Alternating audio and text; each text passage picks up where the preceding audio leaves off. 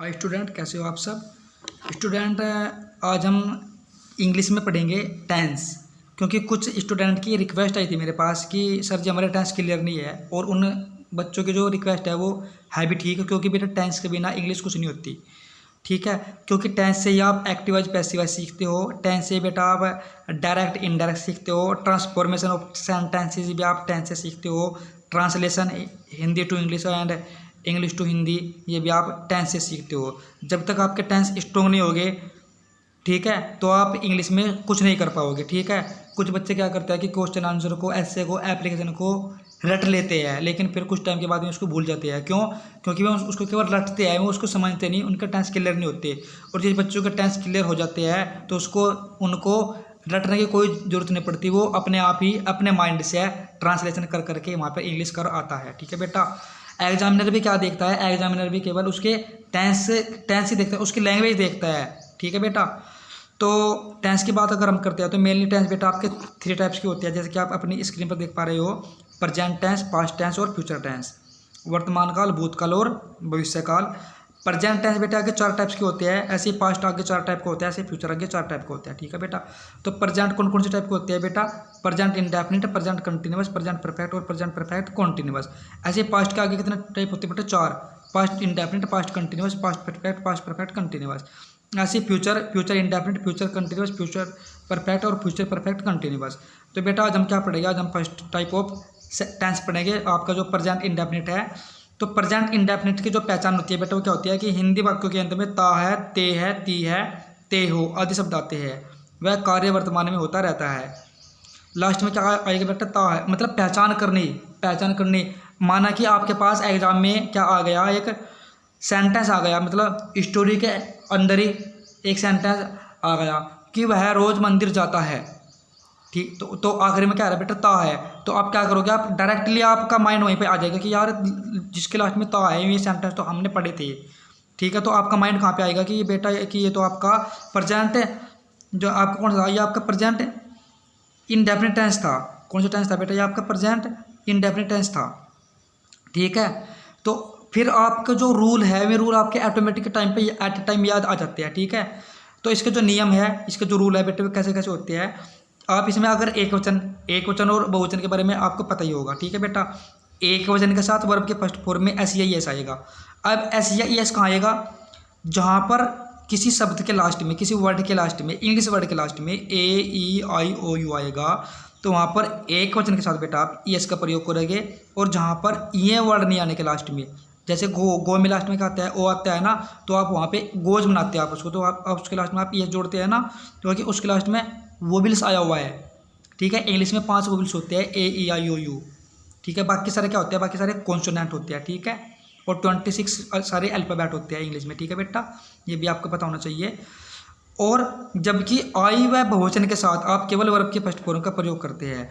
आई व बहुवचन के साथ आप कभी भी वर्ब के फर्स्ट फॉर्म में एस या एस का प्रयोग नहीं करोगे। ठीक है बेटा, अब नेगेटिव सेंटेंस जिस वाक्य में नहीं आता है उसमें आप नहीं के लिए क्या करोगे बेटा?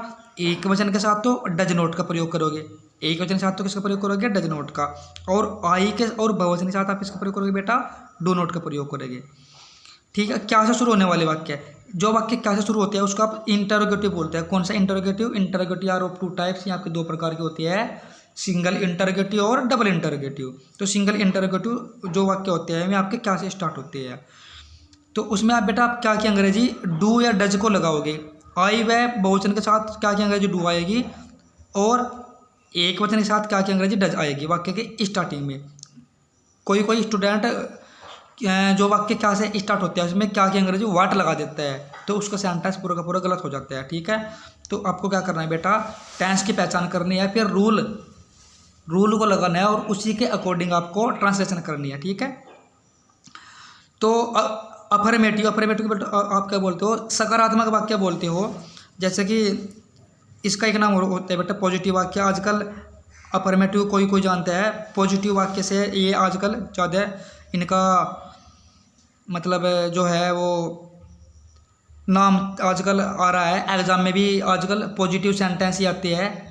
अफर्मेटिव तो अब ओल्ड वर्ड हो गया। ठीक है, तो सब्जेक्ट वर्ब के फर्स्ट फॉर्म एक वचन के साथ एस ई एस, ऑब्जेक्ट इसके बाद सेस। जैसे कि मैंने आपको यहाँ पर एक एग्जांपल दिया है अफर्मेटिव को कि मेरा भाई रोज़ मंदिर जाता है, मेरा भाई रोज़ मंदिर जाता है। तो बेटा आप इसमें सब्जेक्ट की पहचान करोगे। बेटा देखो सब्जेक्ट क्या होता है, सब्जेक्ट को आप हिंदी में बोलते हैं कर्ता, कि काम के करने वाले को कर्ता कहते हैं, या फिर जिसके बारे में कोई बात कही गई हो उसको आप कर्ता कहते हो। ठीक है, तो मेरा भाई रोज़ मंदिर जाता है, तो इसमें कर्ता क्या हुआ, मेरा भाई, क्योंकि इसमें किसकी बात हो रही है, मेरे भाई की बात हो रही है। ठीक है, तो माई ब्रदर मेरा भाई, गो की मतलब जाना, वर्ब, क्योंकि फॉर्मूले में क्या है, सब्जेक्ट के बाद वर्ब है ना। वर्ब क्या होती है, क्रिया, जो काम हो रहा है, जो काम हो रहा है, क्या काम हो रहा है यहाँ पे बेटा, यहाँ पे जाने का काम हो रहा। तो सब्जेक्ट के बाद जो हमारे फॉर्मूले क्या है वो वर्ब है, तो जाने की इंग्लिश मैंने यहाँ पर गो लगा दी। और एक वचन होने के कारण मैंने गो में ईएस जोड़ दिया। ईएस क्यों जोड़ा, क्योंकि गो में वोवेल्स आ रहा है, ओ आया हुआ बाद में, आपने इसमें इसलिए ईएस जोड़ा। माई ब्रदर्स गोज, मेरा भाई जाता है टू टेम्पल, गो या फिर गोज के बाद हमेशा टू टेम्पल आएगा अगर कोई शब्द होगा उसके आगे। कहाँ जाता है, मंदिर जाता है, टू टेम्पल। और कब जाता है, रोज, डेली, ये आपका शेष है, डेली जाता है। ठीक है, जैसे कि नेक्स्ट सेंटेंस एक और मैंने आपको दिया है, मैं रोज अखबार पढ़ता हूँ। तो सब्जेक्ट क्या हुआ, इसमें किसके बारे में बात हो रही है, मेरे बारे में बात हो रही है, तो मैं इसमें क्या हुआ बेटा, सब्जेक्ट हुआ। ठीक है, और रीड भी पढ़ना, यहाँ पे ये इसमें वर्ब हो गई। ठीक है, क्योंकि इसमें काम किसका काम हो रहा है बेटा, पढ़ने का काम हो रहा। और क्या पढ़ने का काम हो रहा, अखबार, तो अखबार इसमें ऑब्जेक्ट हो जाएगा। ठीक है, तो आई रीड, मैं पढ़ता हूँ। अब आप बोलोगे कि आपने इसमें एस नहीं लगाया, भाई मैंने क्या कहा था कि एस केवल एक वचन के साथ लगेगा, आई वह बहुवचन के साथ, तो केवल वर्ब के फर्स्ट फॉर्म में लगेगी, उसमें आप एस या एस नहीं लगाने के।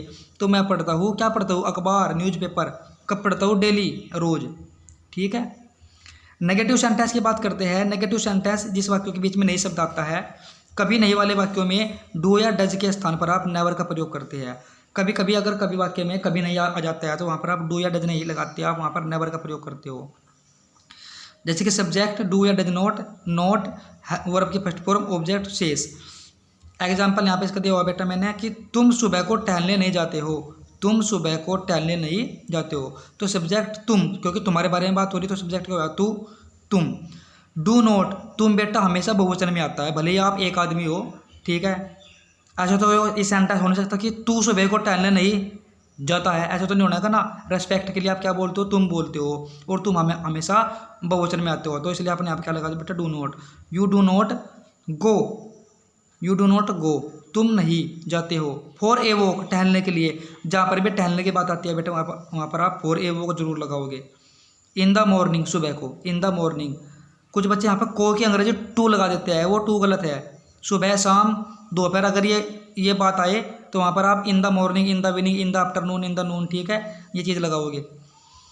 इसके बाद वह लड़की कभी झूठ नहीं बोलती है, वह लड़की कभी झूठ नहीं बोलती है। तो वह लड़की किसके बारे में बात हो रही है, वह लड़की के बारे में बात हो रही है। तो बेटा तो दैट गर्ल इसमें आपका सब्जेक्ट हो गया।